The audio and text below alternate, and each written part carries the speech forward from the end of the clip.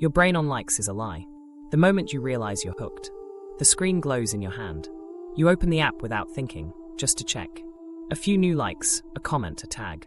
For a split second, you feel something warm, validating, important. Then it's gone. Flat. A faint emptiness crawls back in, and your finger scrolls again, hoping for the next tiny high. What started as connection now feels compulsory. You tell yourself it's harmless, that everyone does it. But the truth is, your brain just got played by precision code built on psychological warfare. What you're feeling right now isn't happiness. It's a microdose of dopamine, a survival neurotransmitter designed to make food taste better and belonging feel safe, repurposed to make you keep scrolling. Each unpredictable ping from your phone triggers what scientists now call intermittent dopamine release, the same brain pattern found in gambling and addiction studies. It's not pleasure, it's training. And the more the pattern repeats, the less real life can compete. You haven't lost willpower, you've been conditioned. The algorithms didn't break your brain. They learned its oldest language and spoke back fluently. That brief heartbeat of validation is the most expensive commodity on Earth. Focused human attention. And this story, your brain on likes, isn't what science says it is. It's the story of how one of humanity's oldest survival mechanisms got hijacked by code, and how understanding it might be the first step to getting your mind back. Section 1. How we got addicted to approval. Long before emojis and notifications, approval was about survival. In ancient tribes, being accepted wasn't a luxury, it was life or death. The people who stayed connected, who read social cues, who responded to praise and shame, were more likely to be fed, protected, and kept in the group. The outcasts? They faced danger alone. That instinct never left us. Our brains evolved to treat belonging as oxygen. When someone smiled at you, agreed with you, or stood beside you, dopamine rewarded the behavior. It nudged you to do it again. Not because it was fun, but because cooperation kept you alive. Dopamine wasn't meant to make you happy. It was designed to motivate you toward what might make you happy: food, shelter, safety, approval. It's the spark that drives action, not the glow that lingers after. It doesn't say, "This feels good." It says, "Do that again." And in that gap between action and reward, humanity built civilization. Then the digital age compressed those millennia of social exchange into lines of code and pixels. In the late 200s, early platforms like MySpace and Facebook created the first digital mirrors. For the first time, self-image became measurable: likes, followers, comments, friend counts. We had invented a scoreboard for belonging. It seemed harmless at first, a fun way to stay in touch. But somewhere beneath the interface, our primal circuits started firing. Each ding of validation echoed the voice that had once kept our ancestors safe in the tribe. We didn't realize that this ancient reward system had no firewalls for metrics and algorithms. The first like button might sound trivial now, but it became one of the most potent reinforcers in modern history. Its brilliance wasn't just in its simplicity, it was in its unpredictability. Sometimes your post got attention, sometimes it didn't. Each scroll became a gamble. And the brain loves uncertain rewards far more than consistent ones. That maybe this time, anticipation lights up the same neural pathways as slot machines. By the time notifications appeared on smartphones, our social instincts had been fully gamified. The algorithms realized that variable rewards kept people glued longer than predictable ones. A steady drip of dopamine turned into an intermittent blast pattern: reward, delay, reward, silence. And that silence was just as addictive, because it created tension. The mind filled the void with questions. Did anyone see it? Am I invisible? Should I post again? Without knowing it, you were being trained to self-regulate through external metrics, to modulate your mood by engagement count. The irony is that this loop pretends to give you autonomy. You choose when to post, when to check, when to quit, but the system is fluent in your cravings. It adjusts faster than you can notice. Every scroll teaches it more. What makes you pause? What triggers a reaction? Which moments of your day you're most likely to reach for connection? The digital tribe doesn't just reward behavior, it predicts it, inches before it happens. This wasn't accidental. It was architecture built on behavioral science. Early developers of social platforms borrowed directly from the playbooks of casinos and labs. Concepts like Skinner boxes, variable reward schedules, and intermittent reinforcement were no longer theory. They were user interface strategy. Sound cues were tested to mimic winning tones. Color schemes were optimized for arousal thresholds. The pull to refresh gesture wasn't just a neat interface trick. It was a digital slot handle, literally modeled on the motion that kept gamblers pulling levers through the night. Each flick created neurochemical suspense, your own personal casino reel spinning for social reward. With every downward swipe, your brain whispered, maybe this time. The red dot at the top of the screen wasn't a notification. It was bait dressed as attention, a psychological lure that researchers would later identify as one of the most effective dopamine triggers of the century. For humans who once relied on eye contact and shared stories around fires, the digital simulation of belonging was intoxicating. It offered social survival without the risk of rejection face-to-face. But it came with a new trade-off: quantity without intimacy. You could harvest endless signals of approval while losing the texture of genuine connection. And the dopamine still fired, regardless of whether the bond was real. To the brain, a like from a stranger and reassurance from a loved one share the same chemical language. Soon, real-world effort felt slow in comparison. Conversations, hobbies, relationships, all too uncertain, too drawn out. The feedback from a single post came faster, brighter, easier. A digital shortcut to the same neurochemical endpoint. But what we gained in speed, we lost in depth. And nobody noticed that our brains were learning a new lesson. Why wait for connection when you can simulate it at scale? The emotional cost was subtle at first. Disconnection crept in beneath the constant connectivity. Moments of silence began to feel like absence instead of rest. We weren't just checking our phones, we were checking for proof that we mattered. Each notification became a microdose of reassurance against modern solitude. But reassurance wears off faster than the time it took to seek it. By the time everyone knew what a dopamine hit was, it was already too late. The term became cultural shorthand for addiction, plastered across self-help feeds and documentaries. But the deeper truth is quieter. Dopamine isn't evil, it's obedient. It follows your patterns, and the systems around you learned how to choreograph those patterns better than you can resist them. In chasing validation, we didn't break the brain. We invited the oldest part of it into a world built to exploit attention. Somewhere between tribal fires and smartphone screens, approval stopped meaning safety and started meaning visibility. And while the brain hasn't changed in 50,000 years, the tools that speak to it have evolved faster than our awareness. What looks like expression is often a mirror feeding back desire. What feels like connection is sometimes conditioning. And that's the origin story of our addiction to approval. Not vanity, not weakness, but ancient survival instincts, still doing their job, just in a world where belonging has been redesigned for profit. Section 2. The dopamine slot machine. Every scroll, every refresh, every phantom buzz in your pocket. It's a gamble. Your brain doesn't see an app, it sees a slot machine. Only now, the casino fits in your hand, and the currency is attention. Science calls it intermittent reinforcement, a schedule of unpredictable rewards that keeps behavior alive longer than any steady prize ever could. It's why lab rats press a lever hundreds of times, hoping for a pellet that drops at random intervals. It's the same reason we keep checking for that one more like, that one more message that might ignite a tiny surge of dopamine. The story starts deeper in the brain, inside a cluster of neurons buried near the base. The ventral tegmental area, or VTA, is the launchpad for dopamine. When you anticipate a reward, food, touch, praise, it fires, sending chemical signals to the nucleus accumbens and striatum, the circuits that motivate you to chase what feels good. But what keeps these neurons humming isn't the reward itself, it's the anticipation of it. The uncertainty of when the next hit arrives wraps your attention in a loop of excitement and tension. The brain learns to love the wait almost as much as the win. Social media companies discovered this dynamic early, and they didn't stumble onto it by accident. Early platform psychologists already knew that predictable rewards got boring fast. What they needed was controlled chaos, the kind that keeps dopamine looping just below satisfaction. So they engineered suspense. Likes and notifications weren't simply tools for engagement, they were behavioral levers. Notifications arrive in waves, deliberately delayed to simulate randomness. That illusion of unpredictability triggers what neuroscientists call a reward prediction error, the same brain glitch that makes gamblers chase the next spin. The system withholds stimulus just long enough to make you ache for it, then delivers it with precision.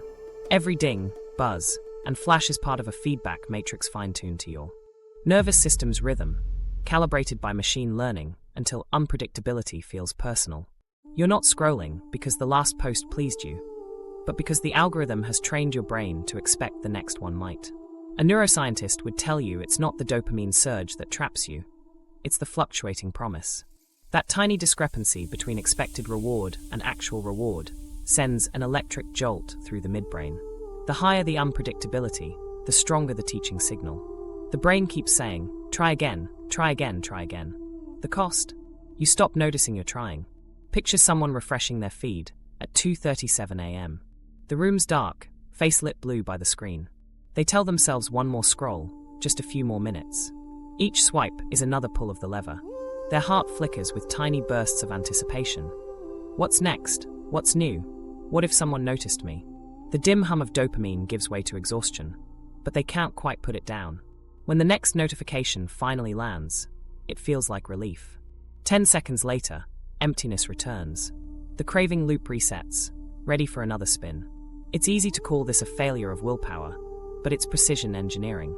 In the 195s, psychologist B.F. Skinner proved that variable ratios, rewards given at unpredictable intervals, produce compulsive behavior even when the subject stops receiving any real payoff.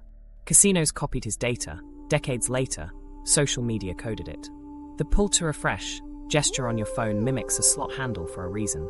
It turns every interaction into a microbet on social validation. And like all bets, the thrill comes before the outcome. The mechanism is ancient. Dopamine evolved to guide foraging. The search for fruit, not the eating of it. The hunter-gatherer brain lights up at uncertain discovery. The rustle in the bush that might be food. Today, that curiosity is hijacked by endless scrolls, each one a digital rustle, promising novelty. Our nervous system still prepares for reward, but the calories come in pixels instead of nutrients. Studies using brain imaging confirm the overlap. When participants view social feedback, likes, hearts, or new followers, the striatum glows just like it does in gamblers anticipating a win. The amygdala, tied to emotion, joins in, creating an emotional hook between excitement and relief. The very circuits built for survival become rehearsal spaces for dependency. Over time, you begin to crave the anticipation more than the outcome. Meanwhile, the algorithms learn your rhythm. They track which posts you linger on, what time of day you scroll, when your mood dips. Using that data, they fine-tune randomness into precision. Unpredictable for you, perfectly predictable for them.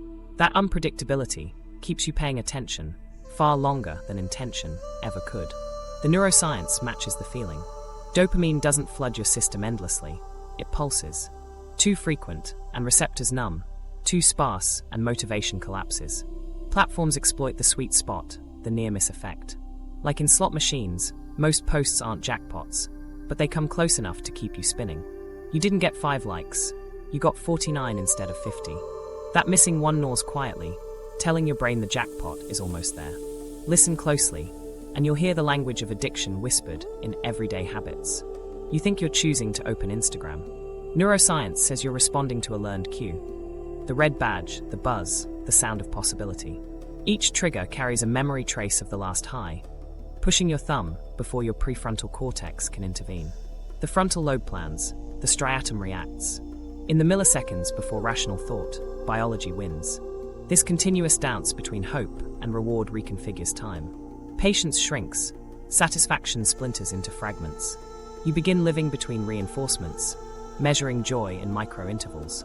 Most people call it boredom when nothing happens on their feed, but what it really is, chemically, is withdrawal. A temporary dip in dopamine that the brain interprets as restlessness. The easiest escape? Another scroll. Every notification system on your device acts as a miniature slot machine network. Sound, color, and motion recruit your sensory cortex to keep the loop alive. Blue light suppresses melatonin, helping you stay alert longer than nature intended. Your fingers twitch toward the screen like a reflex, and you tell yourself it's just habit. But the data says otherwise. It's learned anticipation, carved into motor memory. And when you try to stop, the silence feels loud. That's no accident either. The very absence of cues becomes a negative feedback signal. The brain, deprived of predicted reward, ramps up anxiety to drive behavior. You think you're easing tension by checking the app, but you're actually feeding the loop. Relief masquerades as pleasure. Pleasure masks control. Meanwhile, subtle social pressures make the loop feel righteous. Responding fast keeps you engaged. Appearing active keeps you visible. The variable rewards get laced with social obligation, turning voluntary checking into emotional labor. The slot machine now comes with moral weight. If you don't play, you fall behind. Gamblers always believe the next spin will balance the losses. Online, we believe the next scroll will finally make us feel connected. Each outcome disappoints, and each disappointment teaches the brain that trying again might erase the emptiness it created. It never does, but dopamine doesn't understand irony. It just rewires around repetition. What happens next is subtle but measurable. EEG research shows extended beta and gamma activity, markers of alert focus, during heavy engagement, lingering long after the session ends. Your brain stays half awake in craving mode, expecting another shot of novelty. Sleep quality drops, alpha waves, the rhythms of calm return slower. The mind doesn't rest, it waits. That's the slot machine effect. A centuries-old molecule designed to reward survival turned into a profit engine for attention. We didn't choose its unpredictability, it chose us. Because in an ecosystem built on engagement, the winner isn't the content that satisfies you, but the one that keeps you chasing. Each swipe is a spin, each like a coin, and every silence, just long enough to make you gamble again. Section 3. The deficit within, when dopamine drains out. At first, the highs are frequent enough to mask what's happening. You scroll, you refresh, you get the hits. The dopamine pulses on cue, a rhythm that feels like participation, like you're part of a moving world. But the rhythm carries a cost. The more those pathways fire, the harder they are to satisfy. The receptors that once responded to novelty start to dull. The same post, the same attention, doesn't feel the same anymore. So you post more, you check more, you expect more. Trying to reach a threshold your brain keeps moving out of reach. What started as stimulation quietly turns into starvation. Neuroscience calls it dopamine desensitization. It's what happens when reward neurons are flooded too often. Each blast of dopamine triggers microscopic changes in receptor density across regions like the striatum and prefrontal cortex. The brain, always optimizing for balance, downregulates sensitivity to avoid overexcitation. The result is a paradox. The more hits you get, the less you can feel them. Ordinary moments, sunlight, music, a friend's laughter, lose their charge. It's not that you don't care, it's that your chemistry forgot how. People talk about burnout like it's an emotional phenomenon. In this sense, it's neurochemical. The same circuitry that once pulsed with anticipation now sputters. The highs flatten, leaving a grey hum of constant seeking. You refresh out of habit, not hope. The feed keeps moving, but the meaning thins. It's the same psychology underlying substance withdrawal, only slower, quieter, sanctioned by culture. Social media doesn't wreck dopamine overnight. It erodes it drip by drip, replacing deep satisfaction with constant stimulation. Inside the skull, another process unfolds. Reward prediction error collapses. When nothing surprises you, dopamine stops learning. In gamblers, this is the moment they bet harder. In digital life, it's when you scroll longer, desperate for novelty that feels new. But the algorithm has already learned what satisfies you just enough to keep you from leaving. You've trained each other. Biological loops and digital logic evolving in tandem until expectation outruns fulfillment. Eventually, this isn't about excitement anymore. It's about relief. You don't check your phone to feel good. You check it to stop feeling bad. The absence of dopamine, the lull between cues, becomes uncomfortable. Scientists call it a dopamine deficit state, but experientially, it feels like emptiness, boredom that borders on anxiety, motivation that doesn't quite wake up. You crave stimulation not to gain pleasure, but to escape the low that follows overstimulation. If you've ever stared at your screen and felt both wired and hollow, that's the deficit. It's not laziness or apathy, it's depletion. Overstimulation pushes the brain's reward system into a form of protective recoil. You become resistant to small joys and hypersensitive to digital cues. This imbalance fuels what psychologists now call anhedonia, the inability to feel pleasure from things that once mattered. Daily life starts reflecting this chemistry. Meals don't taste as sharp. Conversations feel distant. Music still plays, but it doesn't land inside you. Instead, there's a restless undercurrent, an unresolved need for input. You think the solution is a little more engagement, but that pursuit deepens the fatigue. The harder you chase feeling something, the more elusive the spark becomes. The EEG data mirrors this experience. After extended periods of high-intensity scrolling, beta and gamma brainwave activity, those associated with alert focus, remain elevated even after the device shuts off. Meanwhile, alpha waves, which correlate with relaxation and mental recovery, take longer to return. Translating that into human terms, the body is done, but the mind hasn't exited. You put the phone down, but your nervous system doesn't get the memo. That state has a word too: digital fatigue. It feels like mild agitation, a difficulty enjoying stillness, an urge to flip to something else mid-task. Behind it lies a physiology that confuses silence with boredom and boredom with danger. For our ancestors, inactivity meant risk, predators, hunger, vulnerability. Today, it just means lost engagement metrics. But your brain never updated the software. When dopamine dips, the survival code interprets it as a threat. The itch to check, to refresh, to do something. That's biology mistaking silence for peril. Over time, these small deficits add up to longer emotional plateaus. Researchers find chronic heavy users report higher rates of depressive symptoms, not because the feed causes sadness directly, but because overstimulation blunts responsiveness across the reward system. When everything's loud, joy loses contrast. Your emotional palette narrows.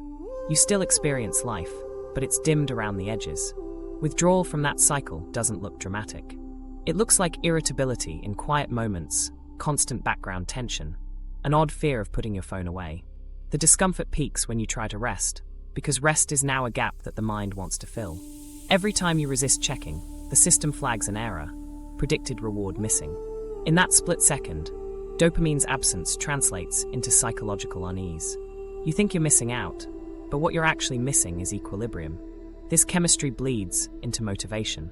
Dopamine-rich loops like social engagement start replacing slower, effort-based gratification. Getting through a book, completing a project, or maintaining self-discipline all rely on delayed rewards. When the brain is conditioned for immediacy, those long-term goals feel unreachable. The result isn't just distraction, it's a subtle erosion of willpower. The prefrontal cortex, responsible for focus and planning, struggles to override subcortical cravings. You know what you want to stop doing, but the impulse feels stronger than logic. There's a deceptive quiet that follows this exhaustion. People describe feeling numb, but numbness isn't lack of feeling, it's defense. The brain mutes signals it perceives as unmanageable. In a dopamine deficit state, even stress hormones shift. Cortisol rises to compensate for lost stimulation, making you feel wired but unmotivated, a combination perfectly suited for compulsive checking. You're both drained and restless, an engine idling high with an empty tank. That exhaustion can turn existential. When nothing feels good for long, meaning itself starts to blur. The mind looks outward for something stronger, faster, easier. Another app, another affirmation, another identity revision. It's why digital burnout doesn't end at fatigue. It leaches into identity. The algorithms promise novelty, but novelty without depth is chaos. Your self-image fractures across timelines and trends until the reflection looking back is curated to survive low dopamine, not express truth. This is the hidden consequence of chronic overstimulation. Not just diminished mood, but distorted perception of what normal feels like. Real life, with its pauses and uncertainties, begins to register as underwhelming. The brain, calibrated for peaks, reads stability as emptiness. That's the inverted equation social media teaches. Peace equals boredom, quiet equals loss, focus equals deprivation. The deficit becomes self-perpetuating. You escape discomfort by seeking stimulation, and the stimulation deepens the discomfort. So when people say they're addicted to their phones, it's not metaphor. It's a measurable adaptation in the reward system. The neurons fire, fatigue, recalibrate, and leave you craving relief from the very cycle causing the pain. The like button isn't potent enough to destroy humanity. It's potent enough to drain subtle joy from the edges of daily life. It's easy to overlook because the symptoms don't scream. They whisper through mild detachment, through the sense that you're always half here. But listen closely, and you'll recognize the pattern. The body is craving reflection. The mind interprets it as restlessness. You reach for stimulation when what you need is stillness. And that's the quiet devastation of the dopamine deficit. It doesn't break you with noise. It pulls meaning out with silence. The world keeps moving, but your reward circuits stall, searching for a pulse that once came easy. Even good days start to blend into background static, and you find yourself wondering why fine feels like failure. It's not life that. Lost color, its chemistry recalibrating to an artificial rhythm. And the recovery starts when the waiting no longer feels unbearable, when the silence begins to sound like rest again. Section 4. Teens, Algorithms, and a Perfect Storm. In the dim glow of a bedroom screen, a teenager hesitates before posting a photo. It took 12 tries, 3 filters, and a silent calculation of what caption would feel effortless, but still land. The moment they hit share, the countdown begins. 30 seconds, a minute, 5, no likes yet. A flush of uncertainty rises, the kind that feels too small to be fear, but too sharp to ignore. Before the post has lived an hour, it's gone, deleted for not doing well. That act, the posting, deleting, reposting, isn't vanity. It's training. And the trainers are invisible, powered by math that knows the teenager better than they know themselves. Adolescence has always been a season of volatility. The teenage brain is under renovation, its prefrontal cortex, the part responsible for judgment and impulse control, still wiring itself together. Meanwhile, the limbic system, which governs emotion and reward, is in overdrive. This mismatch means dopamine hits harder, cravings last longer, and regulation comes slower. It's an age built on intensity. Every high ecstatic, every low consuming. Evolution designed it that way to motivate exploration and social bonding. But plug that biology into algorithmic social media, and you've built an amplifier for emotion, one that never turns off. Today's platforms aren't just spaces where teens connect. They're systems that record and predict behavior. Every scroll, pause, and hover becomes data in a machine designed to forecast need. Algorithms can infer mood from activity patterns. When a teen scrolls longer at night, when they linger on breakup content, when they flip faster through posts after an argument. Within weeks, the system calibrates the feed to echo whatever keeps engagement high. Usually content that provokes emotion, outrage, envy, desire, or self-doubt. The result is an invisible feedback loop where vulnerability becomes profitable engagement. What's extraordinary is how precisely this manipulation maps onto teenage neurochemistry. Teenagers produce more dopamine receptors than adults, meaning every social signal lands louder. Neuroscientists describe the adolescent reward system as hypersensitive, reacting to likes, laughter, and belonging with far greater chemical amplification.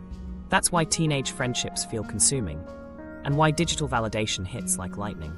A well-timed burst of attention can temporarily override insecurity, but the crash finds them quicker each time.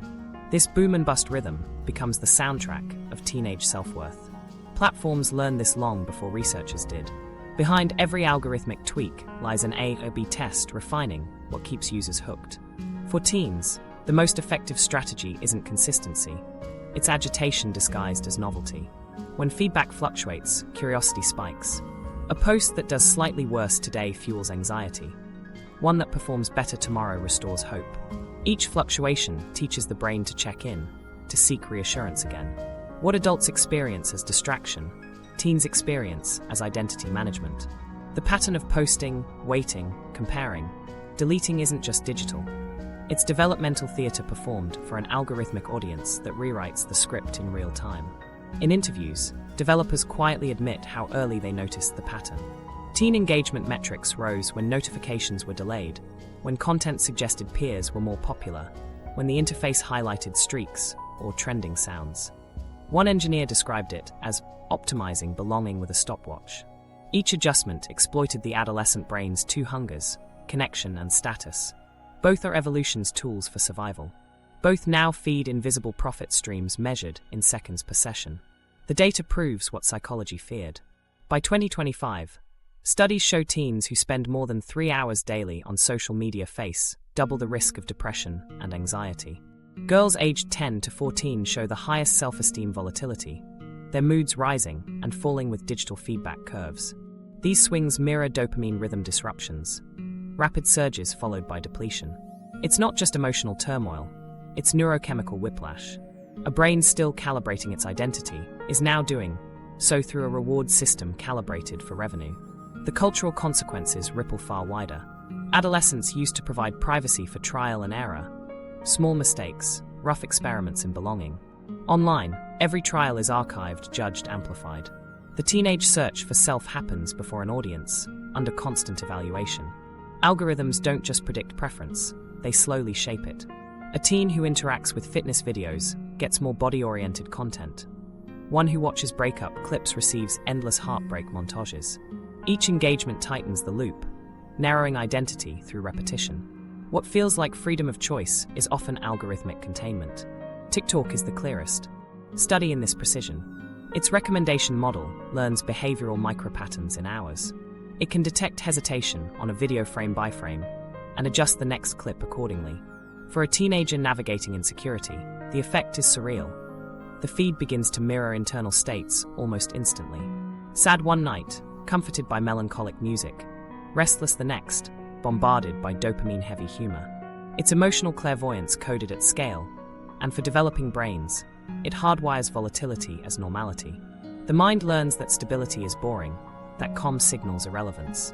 Under these conditions, self-esteem becomes a public metric.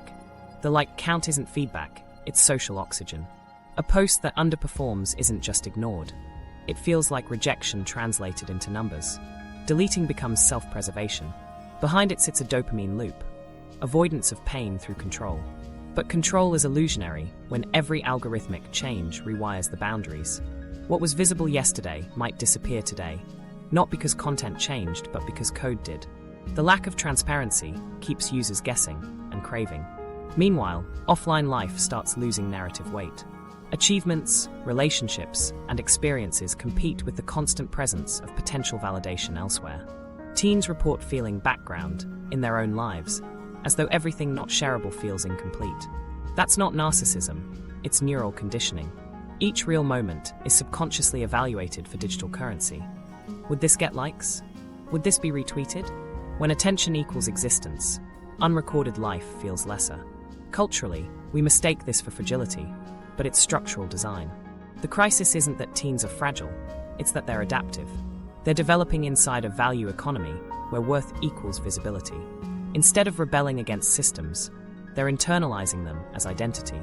The adolescent rebellion that once forged independence now manifests as strategic self-branding, curation instead of exploration.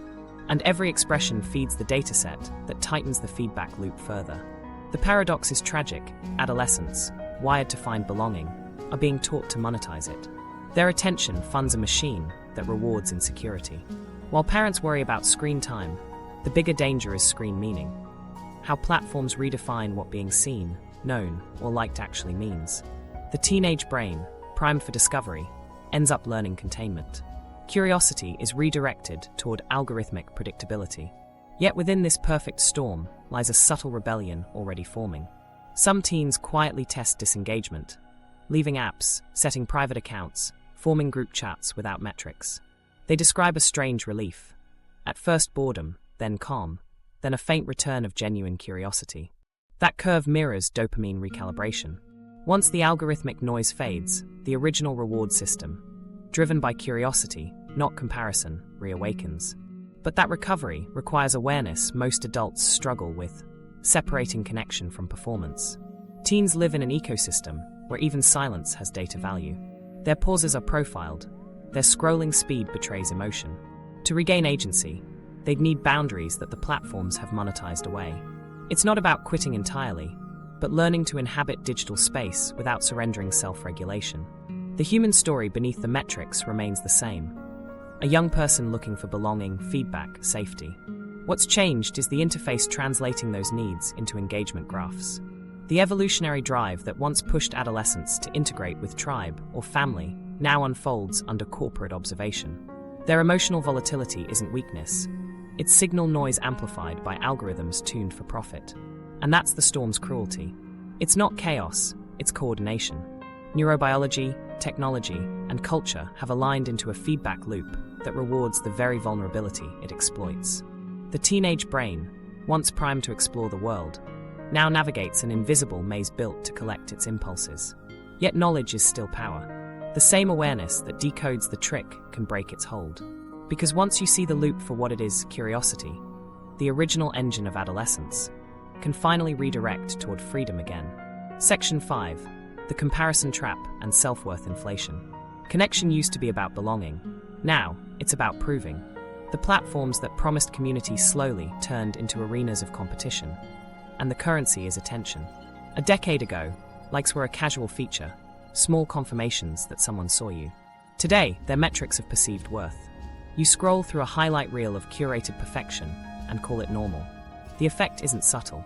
Your brain starts measuring self against simulation, calibrating confidence through comparison. In evolutionary terms, the tribe got bigger, but the hierarchy became infinite. Humans have always compared. It's how we gauged safety and status in small groups. Social comparison once served a purpose: learning norms, improving skill, staying in sync. But those comparisons used to involve familiar faces, people you could contextualize. Now, the curve extends across millions, collapsing the distance between reality and ideal.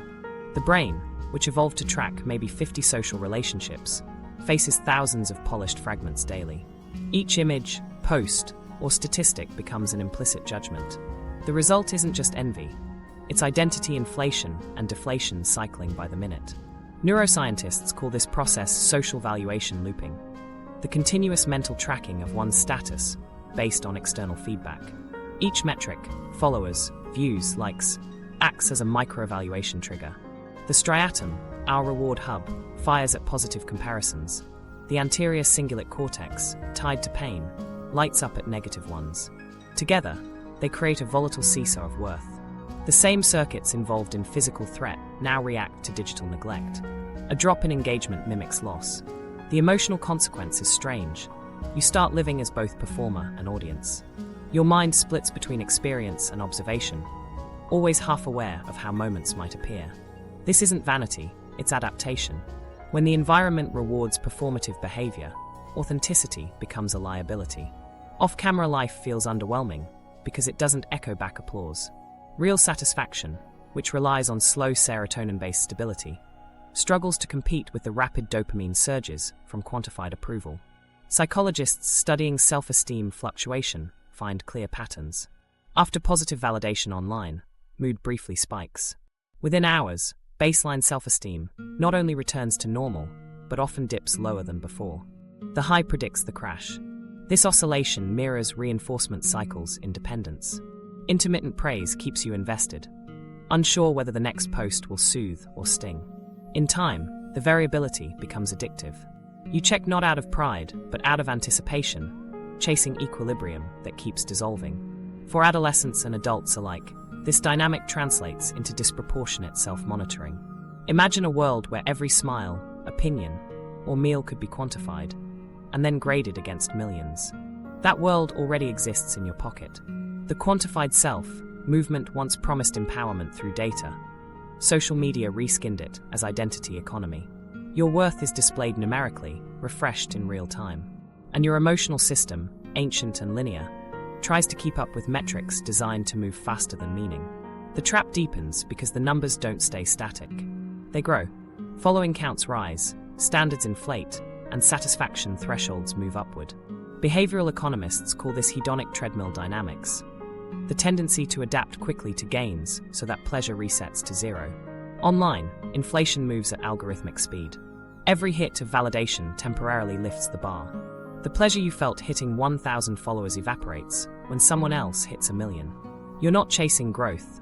You're chasing parity that can't exist in infinite comparison. In this economy, self-worth becomes speculative currency. You invest attention into curated identity, awaiting returns in engagement.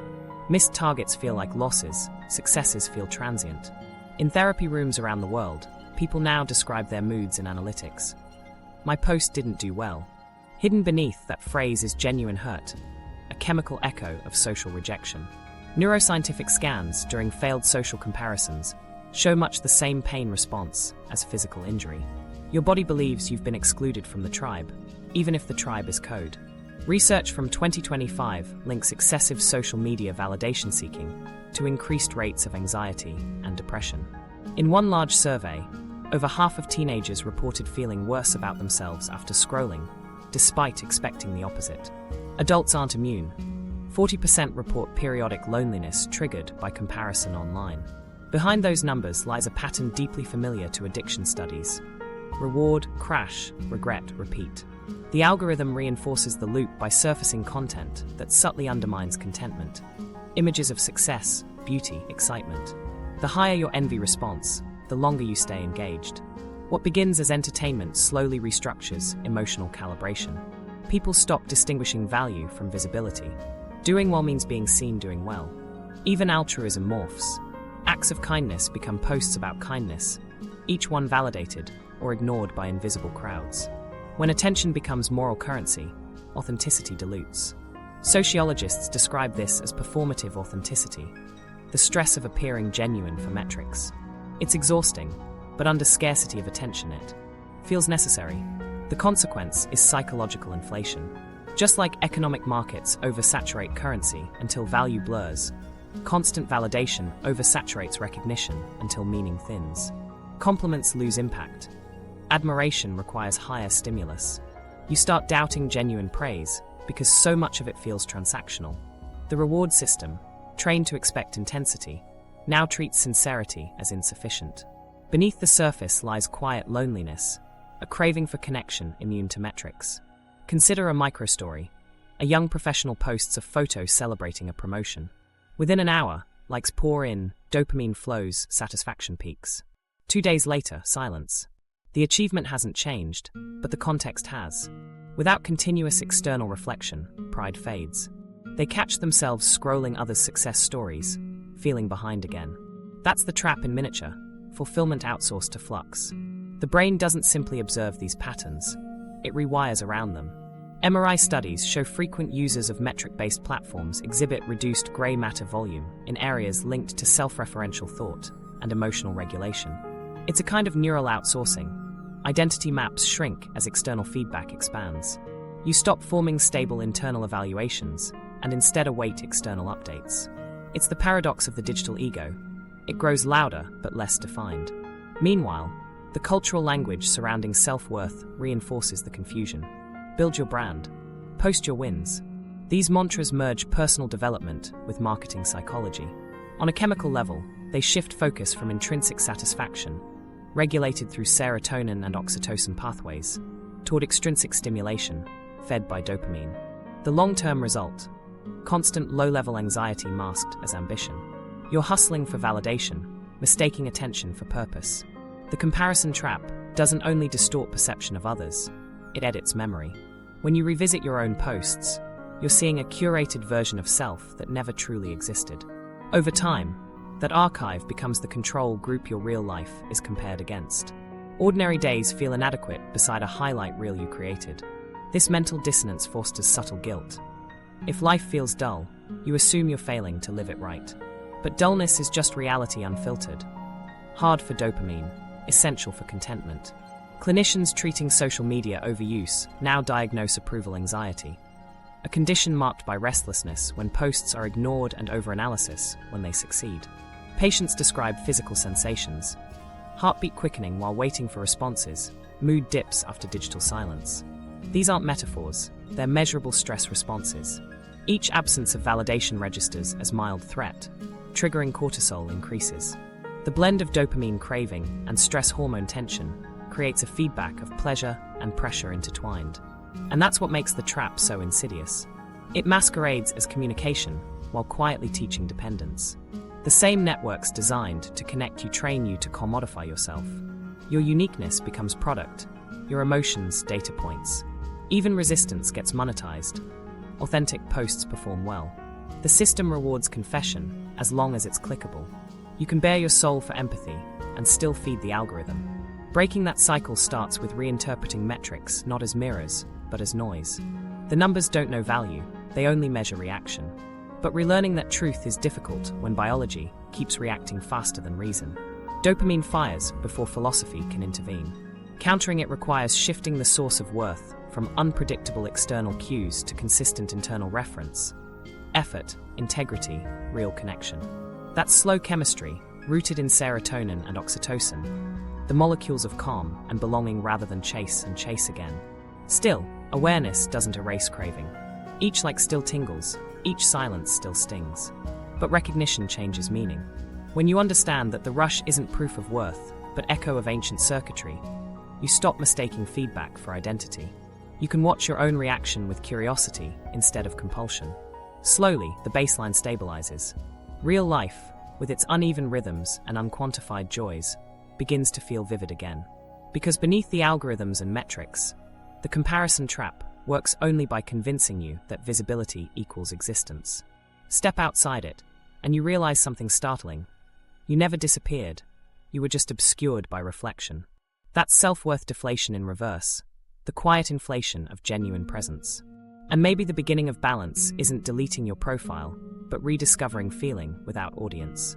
The world still responds, but for the first time, you're not measuring it. Section 6. Behind the screen, brainwaves, algorithms, and attention hijacks. Imagine sitting perfectly still, eyes locked on your screen, mind convinced you're just scrolling.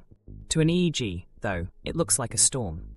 Beta waves, linked to alertness, spike sharply. Gamma waves, the signature of complex attention and emotional engagement, surge and stay high. Alpha waves, the quiet markers of rest and recovery, collapse. Your nervous system is sprinting while your body thinks it's at rest. What feels like relaxation is actually cognitive arousal, and the longer you scroll, the longer your brain hovers in a half-fight, half-focus state. Modern attention has become a balancing act between overstimulation and fatigue. These brain patterns aren't theory anymore. By 2025, researchers mapped them in live time. During a burst of notifications, beta and gamma activity dominate the prefrontal cortex, the area managing decisions and self-control. Meanwhile, alpha and theta waves, responsible for calm reflection, fall away. The effect lasts even after the phone is set down. The brain doesn't reset instantly. It lingers in expectation mode. The same pattern is observed when gamblers exit a casino floor. Their brains still hum, waiting for the slot machine lights to flash again. That residual buzz, scientists call it delayed alpha recovery, is at the center of digital exhaustion. After 10 minutes of high engagement content, the mind can take 30 minutes to return to baseline. During that lag, focus scatters, memory retention drops, and subtle irritability rises. You might think you're multitasking. Your neurons think they're dodging predators. Chronic exposure trains the brain to prefer constant stimulation over quiet processing, reshaping attention into something shallow but always awake. Now, layer on the algorithm. Artificial intelligence doesn't tire, doesn't lose focus, and doesn't forget what triggers you. It registers every hesitation, every accelerated heartbeat captured by subtle scrolling speed, every time your thumb pauses over a thumbnail with more contrast. The algorithm learns faster than your awareness can catch it. Within days, it begins serving microdoses of novelty at calculated intervals to keep beta and gamma elevated just below burnout. In design documents, this balance is called optimal arousal, but to the nervous system, it's manipulation disguised as personalization. Deep inside data centers, that personalization becomes a neuroscience lab experimenting on billions simultaneously. Engineers call the outcome engagement curves. They've found that attention follows predictable neurochemical rhythms. About 45 minutes before beta energy drops, the user is inclined to quit. So the feed delivers a small emotional jolt, something outrage-inducing or awe-striking, to restart the dopamine loop. You feel re-engaged. Your brainwave graph looks like a second wind. Somewhere, the algorithm celebrates another retained viewer. Smartphones add another twist. Vibration frequencies are fine-tuned to pierce alpha states. The buzz itself is calibrated to mimic the frequency range that startles the auditory cortex. Essentially, the phone's heartbeat interrupts relaxation. Each message sound is a neurolinguistic cue. When it chimes, your limbic system braces for reward. On EEG scans, even anticipating a notification raises beta levels. The brain treats the sound like an approaching task or opportunity, a cognitive cliffhanger that rarely delivers resolution. Developers don't need mind-reading helmets to exploit this. They already have near-neural precision through behavioral telemetry. Every scroll depth, pause length, and reaction type marks a pulse in your digital EEG. These signals feed machine learning models that adjust pacing. Fast content when you're agitated, slow when you're fatigued. That's why your feed sometimes feels psychic. It isn't reading thoughts, it's reading rhythms. The system reacts to your brain's tempo, keeping you oscillating between tension and tiny reliefs that mirror dopamine's rise and fall. The irony is that neuromarketing, once fringe science, now drives everyday platform design. Brands pay for insight into which visuals sustain gamma bursts the longest. Experiments show that high-contrast thumbnails paired with quick-cut music hold attention an extra 3 seconds. That might sound trivial, but scaled to millions of users, those seconds convert to hours of total engagement. The measurement isn't views, it's neural dwell time. Keeping the mind half-stimulated means the wallet stays half-open. You might think your attention span is collapsing out of laziness, but it's engineering at scale. Over time, repeated beta dominance trains the prefrontal cortex to expect constant novelty. That's why sustained reading or meditation feels harder now. The baseline of stimulation has shifted upward. The brain has been conditioned to equate stillness with deficiency. Silence becomes an alarm bell, saying something's missing. The absence of stimulation feels like error because the system below your awareness thinks the experiment stopped. Parallel studies reveal something subtler. Prolonged gamma activation correlates with rumination, endless mental looping over unresolved curiosity. That's the hook exploited by infinite scroll. Clipped narratives, up next reels, and half-finished stories leave cognitive loops open. The unfinished question, what happens next, keeps gamma humming. It's not just curiosity, it's biochemical captivity. Only closure ends the pattern, and digital platforms are engineered never to offer closure. One developer interviewed under anonymity explained how engagement targets were written into code. "We didn't measure happiness," he said. "We measured attention minutes. Positive or negative didn't matter, as long as neurons stayed firing." Features evolved around brain metrics, not human metrics. Shadow animations to lure the eye. Variable playback speeds tailored to heart rates on wearable tech. Each design iteration closer to turning behavior prediction into behavior orchestration. From a marketing perspective, it's genius.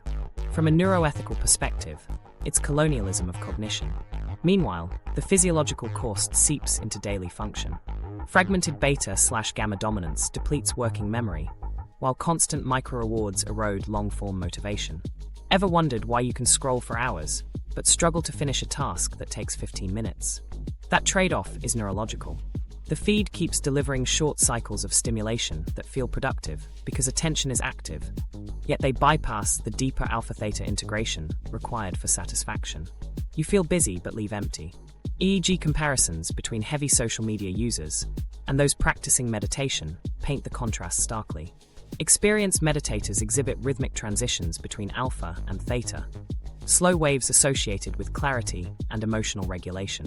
Heavy users show flattened variability, the brain locked in mid-alert, rarely descending into reflective states. Over time, that rigidity accumulates as cognitive tension, the sense of mental clutter, even in rest. When everything feels urgent, nothing truly registers. Artificial intelligence now functions as the grand conductor of these rhythms. Real-time analytics predict which content will restore your waning attention before you even notice fatigue. If signals suggest boredom, scroll speed drops, blink rate rises. The algorithm fires novelty. A brighter color palette, a trending sound, a message reminder. The intent isn't conversation, it's correction. Each stimulus is a nudge back toward focus measured in engagement time, not self-well-being. The ultimate irony. The platforms that promise personal expression have turned inner rhythm into market data. Yet somewhere behind those feedback loops, the human system resists. Neuroplasticity, the brain's inherent capacity to rewire, means the same circuits that bind attention can be retuned toward balance. Digital detox studies show alpha recovery times improving by 30+% within a week of reduced screen exposure. The mind remembers how to rest once interruptions cease. What feels at first like boredom is neural homeostasis re-establishing itself. The excitement fades, but clarity returns. Still, recovery alone doesn't change the structure around us. Algorithms will keep refining precision until interference stops being profitable. That requires cultural awareness of what's truly being traded. It isn't privacy, it's rhythm. Every moment of fractured focus becomes raw material for optimization. Consumers aren't selling data points, they're leasing their neurochemistry. And that's the quiet tragedy and brilliance of the system. The EEG graphs light up like fireworks, and the profits rise accordingly. Meanwhile, human attention, the fundamental currency of experience, is spent faster than it regenerates. Scroll by scroll, we've outsourced regulation to machines that never rest. But awareness creates a crack in the loop. When you start noticing the hum behind your thoughts, that lingering beta buzz loses its authority. The signal of self returns beneath the static. Because what hides behind the screen isn't a mystery anymore. It's a mirror of your own mind, reflected through code that learned how to keep it awake. And once you see how the rhythm was borrowed, you can start reclaiming it, second by quiet second, until calm feels natural again and thought becomes your own. Section 7. When pleasure becomes pressure. At first, it seems harmless. Just sharing something funny, posting a photo, answering messages. The small bursts of activity feel pleasant, quick reminders that you exist in other people's minds. Yet the more the pleasure repeats, the more it changes shape. What began as a reward becomes a requirement, and missing one signal starts to feel like punishment. Somewhere along the line, enjoyment morphs into obligation. You're not scrolling for joy anymore. You're maintaining a fragile balance between relief and unease. Psychologists call this the crossover point, the moment when the behaviors driven by reward begin to be driven by relief from anxiety. For centuries, that process described addiction. Now it defines most digital habits. The same network that responds to delight also responds to the threat of losing it. When likes or comments vanish, cortisol rises, heart rate ticks up, instinct whispers that something's wrong. Pleasure and pressure blend together until you can't tell them apart. Behavioral experiments show that dopamine peaks during anticipation, then dips sharply when expected feedback doesn't arrive. That dip feels like rejection, even when nobody meant it. The absence of a tiny digital sound becomes emotional noise. You tell yourself it's silly, but the body disagrees. The same limbic system that protected ancestors from exclusion now fires alarms over silence. The fear of being ignored online imitates the fear of being abandoned. Bit by bit, that fear builds rules of etiquette disguised as care. Reply immediately, keep streaks alive, maintain presence. Delay feels rude, rest feels risky. Your feed becomes a performance that requires continuous upkeep. Each emoji reply buys a moment of relief. Each lull between responses suggests slipping out of relevance. People begin to measure emotional safety in notifications per hour. The irony is that the more connected you are, the lonelier the silence feels. In conversation, gaps allow reflection. Online, gaps look like disinterest. The average user opens social apps dozens of times a day, not chasing novelty, but checking for reassurance. Studies in 2025 showed that 50% of adults admitted to mild panic when a post received less attention than usual. The mind rationalizes it as curiosity, but the body reacts like loss. The sympathetic nervous system activates, the same one that used to prepare you for running from danger. Now it readies you for clicking refresh. Inside that physiological loop hides a cultural one. In economies powered by engagement, attention becomes labor. You're expected to produce positivity, respond to every comment, appear endlessly enthusiastic. The older language of community turns into customer service. Even friendships start to feel performative, mutual exchanges of validation rather than genuine listening. What looked like participation becomes maintenance. What looked like joy becomes emotional bookkeeping. The feedback fluctuations that drive dopamine now drive anxiety. When feedback rises, energy floods in. When it drops, fatigue follows. Neuroscientists tracking these rhythms see alternating spikes of dopamine and cortisol, a mix of pleasure and stress chemicals circulating together. The pattern mirrors chronic stress syndromes. The body stuck in alert mode even when nothing's wrong. Happiness becomes something to defend, not experience. This chemical tension shows up in everyday moods. You finish scrolling, yet feel restless. You've caught up on every feed, but remain unsettled. Your awareness drifts to absence. Who hasn't replied? Who posted without you? That mental space used to be quiet. Now it hums. Cognitive psychologists describe this state as residual attention debt, mental energy consumed by unfinished social loops. The brain keeps spots reserved for potential notifications, tiny placeholders for future pleasure. None of it arrives, yet the cost remains. For some people, that unresolved seeking slips into mild depression. Each new post carries effort. Each silence feels heavier. Therapists describe clients whose energy collapses when online validation stalls. It isn't vanity, it's depletion. Mood systems calibrated to intermittent highs eventually need stronger input to lift. If no surge comes, the baseline drops below neutral. The old idea of dopamine as pleasure misses the truth. It's also the signal of pursuit. When pursuit becomes endless, exhaustion replaces joy. At its extreme, even happiness feels suspicious. You experience a good day, But part of you wonders if it will last, if anyone noticed, if the peace means you're missing out. Too much calm feels unsafe, because it lacks external confirmation. That's the hallmark of validation dependence. External cues replacing internal assessment. People begin to outsource their sense of completion to response counts. Emotional life turns conditional. If they see me, then I'm real. Cultural narratives reinforce it. Productivity, popularity, constant engagement. They all promise fulfillment through display. Share your success, build visibility, stay connected. The hidden message: rest is regression. The nervous system absorbs that ideal until doing nothing feels irresponsible. Pleasure, once spontaneous, becomes a target with metrics. Stress hides beneath smiles because success now demands proof every day. The mental toll resembles an inverse addiction. Instead of craving intoxication, you crave neutrality. People report feeling off, without the background buzz, not because stimulation is enjoyable, but because quiet exposes fatigue. The digital ecosystem has turned recovery itself into another fear. Fear of missing connection, trends, or belonging. So you scroll to rest from scrolling.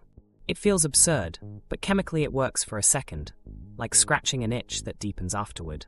Meanwhile, boundaries blur between self-expression and self-promotion. Posting a joyful moment starts to feel strategic. Sharing bad news becomes vulnerability theater. Under surface irony lies genuine despair. The inability to tell where sincerity fits in a marketplace calibrated by reaction speed. Many start policing their emotions before sharing them, editing authenticity into algorithmic rhythm. Pleasure becomes performative. Empathy becomes exposure. Sadness becomes aesthetic. The metrics applaud activity, not honesty. Over time, constant self-measurement compresses emotional range. Relief, excitement, shame, and pride flatten into short bursts shaped by feedback timing. Psychiatrists comparing heavy social media users to frequent gamblers note similar hormonal curves. Equal spikes of adrenaline during wins and losses. The body stops distinguishing thrill from stress. That's when pleasure officially flips into pressure. The same signals now sustain dissatisfaction. Even relationships reshape around that pressure.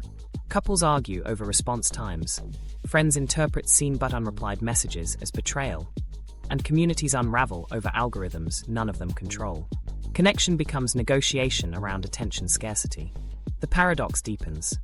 The more tools we have to reach one another, the less spontaneous contact feels safe.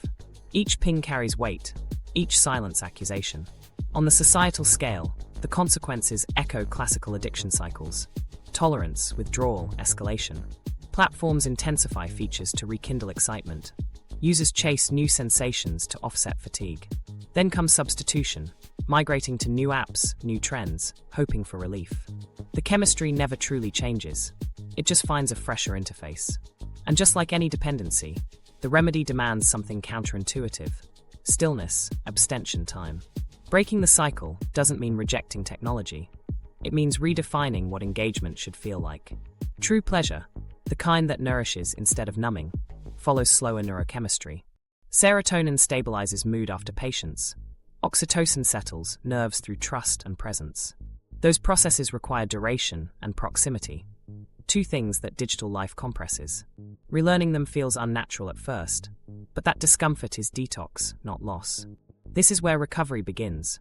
When silence stops translating as rejection, when response time no longer measures worth, when doing nothing ceases to feel dangerous. In that gap, the nervous system relearns baseline comfort. Over time, dopamine recalibrates to reality's slower pulse. Tasks regain satisfaction. Relationships regain weight. Laughter feels full again instead of transactional.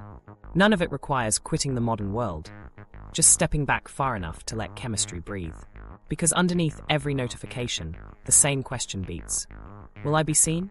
Once you realize you were never unseen, only overstimulated, the whole loop loosens. The pressure drops, the pleasure returns in quieter tones. Connection, stripped of scoreboard logic, turns back into conversation. Attention stops being currency and becomes presence. And the brain, long hijacked by algorithms, finally remembers its oldest rhythm. Reward not for being liked, but for simply being. Section 8. Detoxing the brain, the slow reset. The first day, without constant checking, feels wrong. Your thumb hovers over the app icon like muscle memory trapped in purgatory. The silence is almost physical. a hum that your nervous system interprets as danger. Every instinct whispers to peek, to make sure the world still remembers you. That unease is the chemical echo of withdrawal, not from technology itself, but from the rhythm of dopamine you taught your brain to expect. When stimulus fades, the nervous system searches the dark for the next cue. The trick is learning that the quiet isn't threat, it's repair in progress. Neuroscientists studying digital detox programs describe the early phase as dopamine recalibration. During the first 24 to 48 hours off social media, receptor sensitivity begins to rebound, but perception worsens before it improves. Without frequent micro-rewards, the brain's motivational circuits slump, producing fogginess, irritability, or an almost physical itch to reach for the phone. It isn't weakness, it's neurochemical lag. Dopamine isn't disappearing, it's pausing to reset baseline levels. That lull marks the difference between craving and curiosity. By the third day, subtle changes appear. Sleep deepens slightly, heart rate variability stabilizes, and the mind begins to drift towards slower pleasures: music, walking, conversation. EEG monitors in one 2024 experiment showed alpha activity rising by 30% after 72 hours offline. Participants described it as quiet clarity, a phrase that neurologically translates into restored parasympathetic balance. In plain terms, the brain remembers rest. Each hour without stimulus invites circuits of patience to reopen. Still, the modern environment resists rest. The phone buzzes, badges glow, notifications restock. Detox must be deliberate, not symbolic. Clinicians recommend structured abstinence, scheduled check-ins instead of spontaneous scrolling, no phone zones around meals or sleep, and intentional boredom periods where discomfort is allowed to exist without rescue. The goal isn't purity, it's pattern interruption. A single prevented reflex gives the prefrontal cortex a window to reassert control over the limbic habits below it. That micro-victory compounds into autonomy. Therapists often use cognitive behavioral therapy, repurposed for technology dependence. Instead of targeting substance cues, CBT reframes thought loops like, "If I'm not online, I'll miss something important," into, "If I'm constantly online, I'm missing reality unfolding." Patients learn to log triggers: loneliness, fatigue, anxiety, and pair each urge with grounded alternatives. Text one friend instead of posting broadly. Take a short walk. Breathe until the craving peaks and subsides. Over weeks, the association between restlessness and screen-seeking dissolves. The brain relearns satisfaction from completion, not anticipation. Another layer comes from dialectical behavior therapy, which merges emotion regulation with mindfulness. DBT's concept of urge surfing fits digital withdrawal perfectly. Cravings rise like waves. You ride them without judgment until they crest and pass. Practiced repeatedly, this technique rewires cortical pathways connecting impulse to action. Users report feeling space return between desire and decision, a gap long erased by years of instantaneous tapping. That gap is freedom in neurological form. Mindfulness itself, stripped of trendiness, is chemical rehabilitation. Controlled breathing increases natural dopamine modestly while enhancing serotonin and oxytocin, neurotransmitters of stability and trust. Meditation, nature exposure, or even extended eye contact begin to activate circuits dulled by algorithmic overstimulation. In 6-week digital detox studies, participants not only reduced phone time by 40%, but also showed heightened gray matter density in the anterior cingulate cortex, the brain's attention governor. Detox doesn't just subtract stimuli, it rebuilds structural capacity for focus. Microstory: a graduate student in therapy tries a 7-day social media fast. Day 1, agitation. Day 2, dreams crowded by notifications that aren't real. Day 3, silence turns from threat to curiosity. By day 5, she notices background sounds, the refrigerator, the rhythm of her footsteps, details once drowned by infinite scroll. When she returns to her device, the screen feels smaller, the feed slower. She scrolls briefly, uninterested. Dopamine didn't vanish, it found new alignments. The reward now lies in calm attention, rather than fragmented excitement. Digital detox isn't about quitting technology, but renegotiating reward. Researchers note that total abstinence can backfire, triggering binge relapse. The sustainable model mirrors healthy diet rules: gradual reduction, conscious consumption, and periodic fasting. One psychologist framed it as screen circadian rhythm, active engagement hours, balanced by deliberate digital dusk. In biological terms, it restores sensitivity of dopamine D2 receptors, letting smaller joys register again. The taste of coffee, the warmth of sunlight, a long breath. Each tiny pleasure amplifies once baseline resets. Yet detox extends beyond devices. It challenges the worldview that efficiency equals worth. Most productivity metrics mirror dopamine logic, constant output chasing endless reward. True restoration requires confronting the fear of inactivity. That fear is chemical, but also cultural. Silence exposes unresolved emotion. Boredom reveals unprocessed fatigue. Allowing both is a form of cognitive composting, decomposition before growth. Artists throughout history called it incubation. Neuroscience calls it default mode recovery, the network dominance that fosters creativity when focus relaxes. Practical rituals help translate theory into habit. Morning, no screens for the first hour.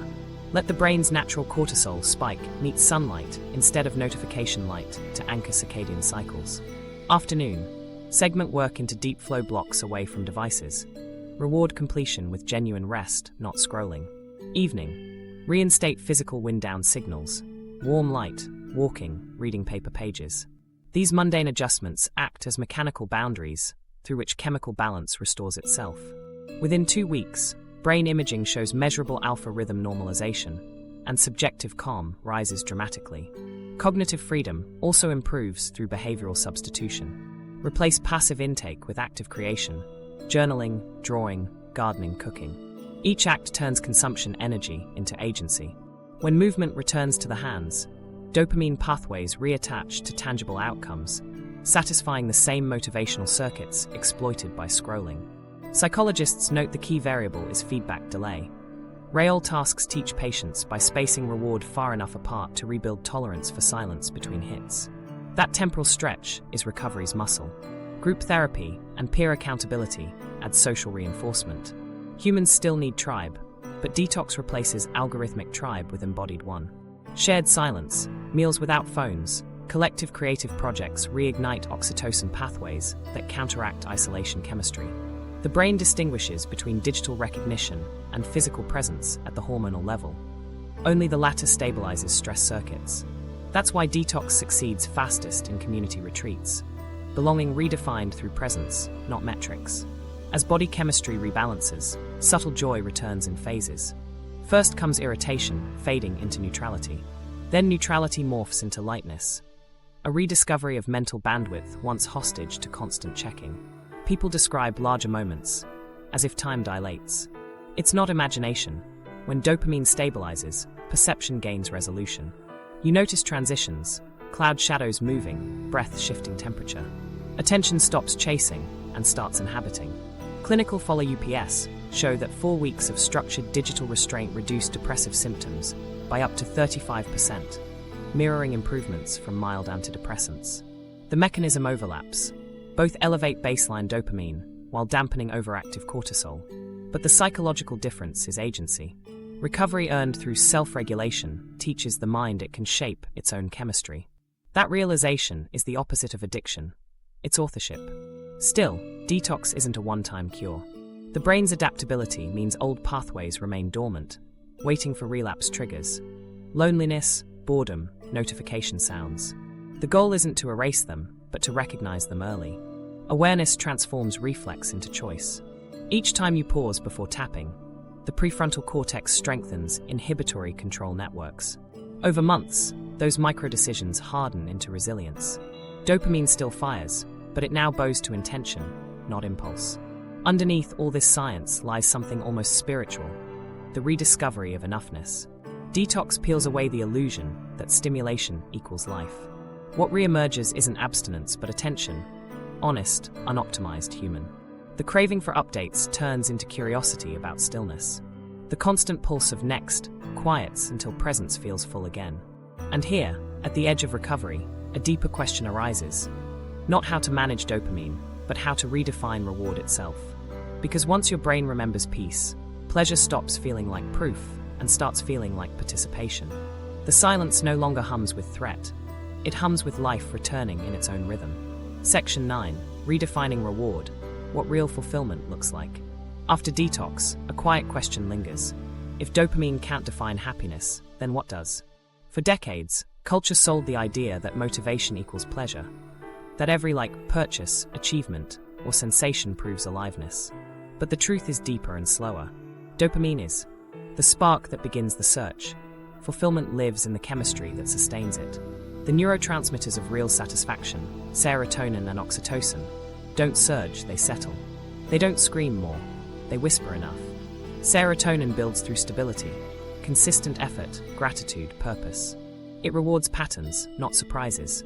When you finish something meaningful, when you take responsibility, when you sleep well or trust deeply, serotonin lifts the baseline mood without drama.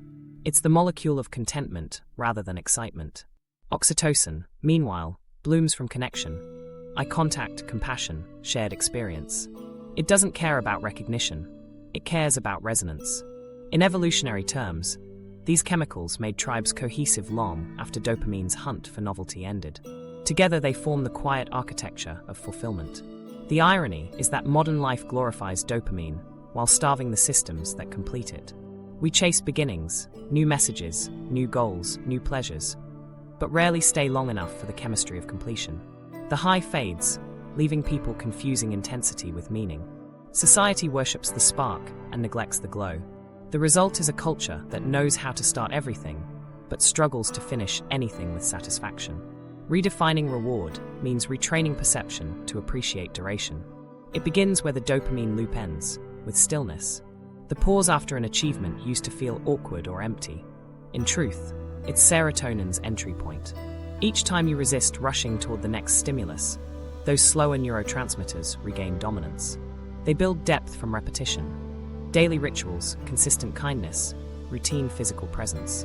Neuroscience shows serotonin stabilizes through small predictable acts. The same breakfast, regular exercise, steady conversation. It sounds ordinary only because we've forgotten how safety feels. Fulfillment also evolves through flow, the immersive state where action and awareness merge. In flow, dopamine operates in harmony with serotonin. Anticipation fuels effort, completion rewards peace. Artists, climbers, scientists, anyone fully engaged, experience this dance naturally. The hormones coordinate across moments, bridging excitement into serenity. That balance is the opposite of compulsive scrolling. It's stimulation through participation rather than observation. You lose track of time not because attention's stolen, but because it's fully given. The body recognizes this difference. While dopamine highs leave jittery afterglow, serotonin-dominant states relax muscles, steady heart rate, and enhance immune response. Fulfillment literally heals. Prolonged trust and touch raise oxytocin, lowering cortisol and stabilizing dopamine.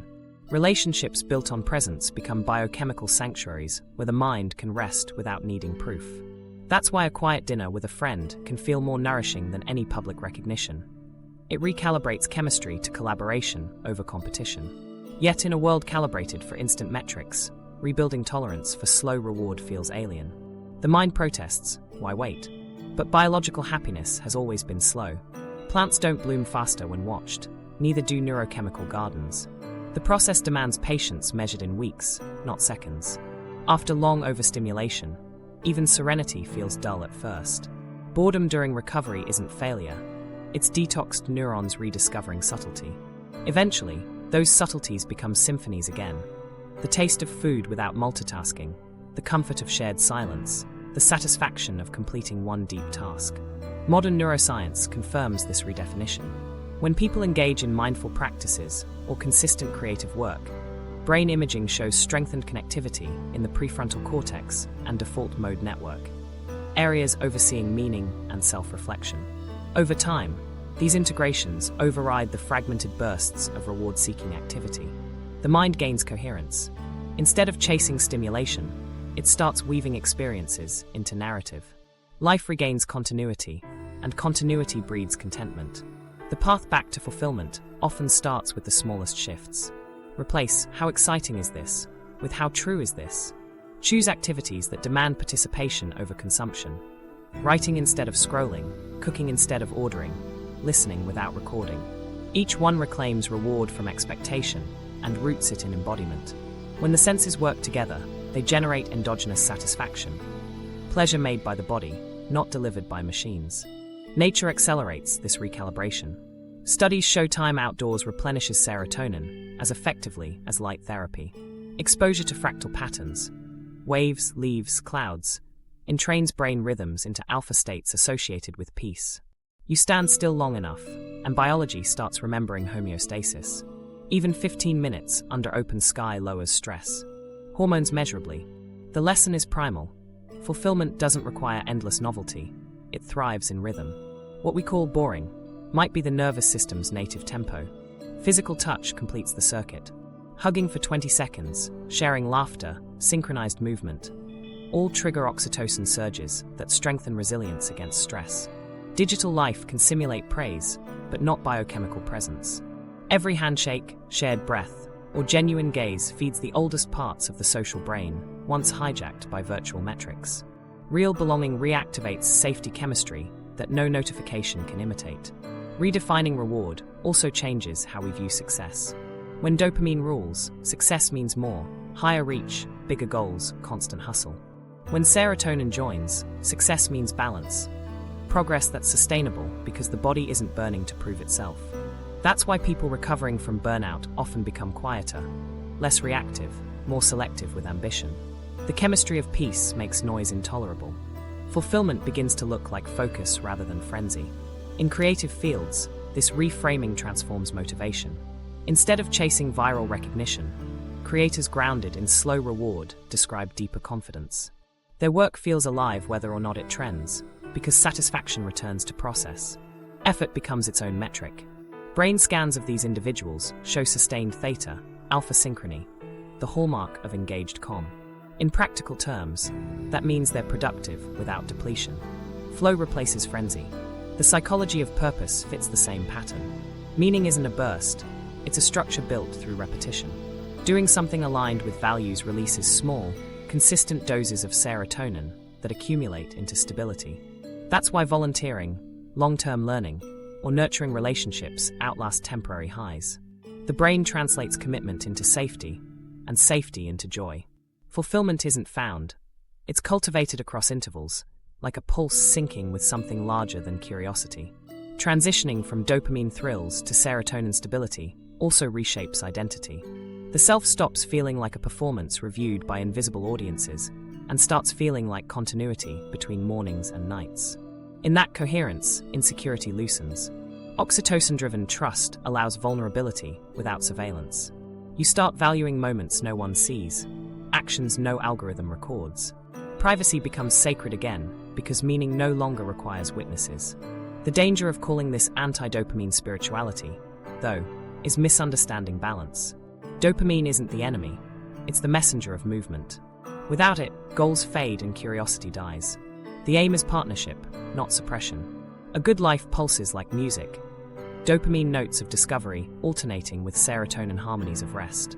The tragedy of the digital era is not excess stimulation, but absent silence between beats.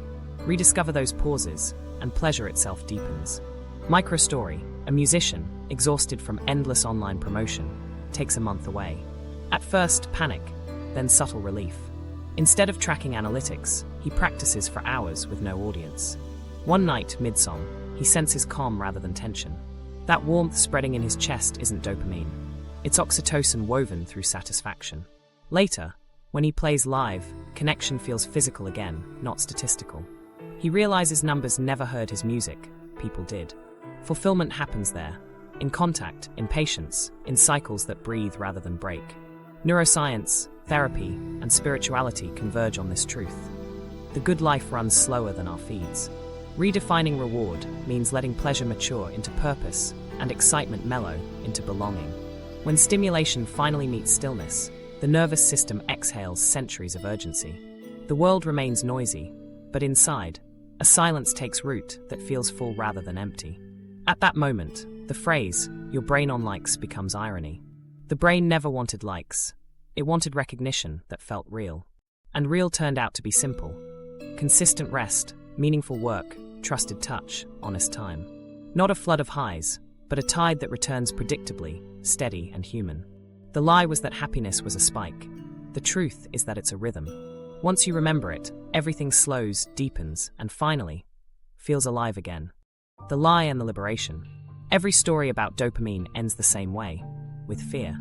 Fear that we're broken, addicted beyond saving. That our brains are doomed to chase chemical surges forever.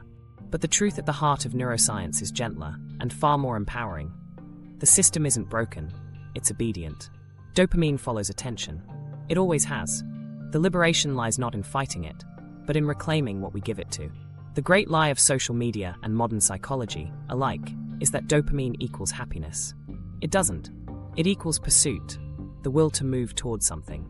Platforms warped that drive into addiction by making the something endless and shallow. But the same circuitry that can chain you to a screen can also pull you toward meaning, art, purpose, or love. The molecule never betrayed you. It just adapted to the environment handing it treats. Liberation begins when you stop mistaking those treats for nourishment. Think of dopamine as a compass, not a drug. Its job is to point toward potential rewards, to make curiosity feel alive. The tragedy is that we built landscapes full of fake magnets, likes, views, notifications, that pull the needle everywhere at once. The spin feels like excitement. It's actually confusion. Once you turn down the noise, the compass steadies. That stillness isn't emptiness. It's direction rediscovered. The first step toward rewiring isn't quitting technology. It's reauthoring intention. To open the app consciously, not compulsively. To choose when to share instead of reacting from boredom. Each intentional act tells the brain, this movement has purpose. Slowly, dopamine begins to associate effort with satisfaction again, not anxiety with relief. Neuroscientists call this metacognitive rewiring, awareness reshaping automatic behavior. In human language, noticing becomes freedom. Recovery isn't heroic, it's humble. It hides in the decision to linger in silence before reaching for distraction, in the capacity to feel discomfort without numbing it. Every impulse resisted by choice instead of guilt rewrites one line of code inside you. Chemical autonomy isn't abstinence, it's authorship. You become a participant in your own neurochemistry rather than a user of someone else's design. That's liberation, disguised as patience. The lie also told us validation equals worth. It never did. Worth isn't granted, it's remembered. The digital age externalized value, to metrics, to mirrors, to markets, and in doing so, made people forget the interior world runs on different math. The self doesn't measure, it recognizes. Behind every craving for attention hides the older craving to be known. But when the search for recognition goes outward indefinitely, invisibility grows where intimacy should be. The cure isn't to vanish offline. It's to look inward deeply enough that presence feels solid again, even when unseen. Freedom comes quietly, disguised as boredom. The moment you stare at your phone and realize you don't want to check, it's microscopic, but revolutionary. That hesitation marks the return of agency. The brain pauses to ask a question instead of executing a habit. From a neural perspective, the prefrontal cortex just won against an algorithm. It's not loud, not cinematic, but it's evolution reclaiming space inside a distracted world. Strip away the psychology jargon, and you'll find something profoundly spiritual underneath. Attention is worship. Whatever you feed it becomes real. When attention bows to algorithms, they become gods of the modern age, dispensing micro-pleasures like blessings. But when you bring attention home, to breath, to craft, to conversation, you dethrone those idols. Dopamine doesn't disappear. It kneels to new masters. The sacred act in this century might simply be sustained focus. Imagine dopamine as a river, constantly moving. We polluted it with external stimulation until the current turned destructive. Cleansing it means redirecting flow through meaningful channels. Curiosity that serves creation, ambition that aligns with integrity, pleasure that includes rest. Every mindful decision diverts one small stream from manipulation toward authenticity. Over time, those streams carve new valleys of expectation, places where satisfaction actually lasts. You can see liberation in ordinary scenes now. A parent ignoring notifications to play with their child. An artist painting without streaming it. Friends talking with phones face down between them. These aren't just nostalgic gestures, they're chemical revolutions. Each act retrains the limbic system to trust presence again. Within weeks, dopamine stabilizes, serotonin rises, oxytocin reconnects the social circuitry once fragmented by screens. The hardware never needed replacement, it needed context. There's an irony in how freedom feels at first, almost dull. The thrill addicts you miss, the red bubbles, the applause, the novelty, fade, leaving wide spaces that initially ache. But those spaces are room. In them, creativity wakes up, subtle joy returns, time feels textured again. The same silence that once terrified you starts to sound like truth hum beneath perception. That's authenticity resurfacing after years of static. Some call this awakening, others call it sobriety. Both mean seeing clearly. You recognize how effortlessly the system turns survival instincts into commerce, and how easily awareness dismantles the illusion. Once you understand the game, the hooks lose grip. The craving remains, but curiosity transforms into observer's fascination rather than prisoner's hunger. You start playing the mind instead of the feed. In therapy, patients who reach this stage describe odd emotional symmetry, gratitude toward the very systems that exploited them. Because without the trap, they would have never learned where freedom lives, in awareness itself. That paradox mirrors neurochemistry. The same dopamine surge that once trapped you now fuels discovery that unchains you. Evolution gave humanity the mechanism for addiction and liberation within the same molecule. Life depends on how it's tuned. The deeper liberation arrives when you stop moralizing chemistry. It's not good or evil, it's context. Every time you enjoy music, fall in love, or set a new goal, dopamine dances right there beside purpose. The difference now is rhythm. When slow neurotransmitters like serotonin and oxytocin join the choreography, excitement becomes depth. The brain relearns balance, the oscillation between spark and calm that digital life flattened into constant noise. Balance feels quiet to the overstimulated, but beneath it is power, the ability to choose what deserves your energy. And that might be the final irony of the dopamine trap. It was never purely digital. It's biological pedagogy teaching us consciousness. The technology amplified our instincts so loudly we could finally hear them. Now, awareness invites integration, to use dopamine's drive for creation, not consumption, to let metrics become mirrors for intention, not identity.